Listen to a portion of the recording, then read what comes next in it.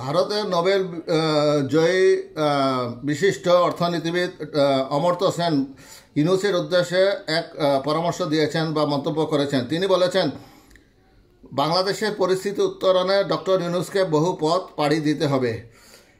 বাংলাদেশের চলমান পরিস্থিতি নিয়ে গভীর উদ্বেগ জানিয়ে নোবেলজয়ী অর্থনীতিবিদ অমর্ত্য সেন বলেছেন, বাংলাদেশের পরিস্থিতি আমাকে ব্যথিত করেছে। দেশটির অন্তর্বর্তী সরকারের প্রধান উপদেষ্টা ডক্টর ইউনূসকে এই পরিস্থিতি উত্তরণে বহু পথ পাড়ি দিতে হবে। সম্প্রতি শান্তিনিকেতনে তার পৈতৃক বাড়িতে পিটিআইকে দেওয়া এক সাক্ষাৎকারে তিনি কথা বলেন।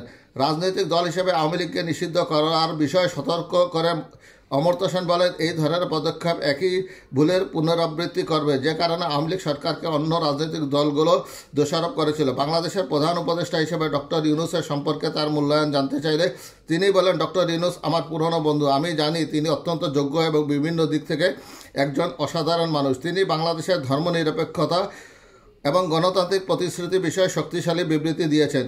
তিনি বলেন, আপনি যদি হঠাৎ করে কোনো দেশের প্রধান হয়ে যান, তাহলে আপনাকেও ডক্টর ইউনূসের মতো কার্যকর পদ্ধতি গ্রহণ করতে হবে। আপনাকে অবশ্যই বিভিন্ন দল বিবেচনা করতে হবে, কারণ সেখানে ইসলামিক দল রয়েছে, হিন্দু দলও রয়েছে। ডক্টর ইউনূসের সক্ষমতার উপর আমার পূর্ণ আস্থা রয়েছে। তিনি সঠিকভাবে দেশ চালাবেন।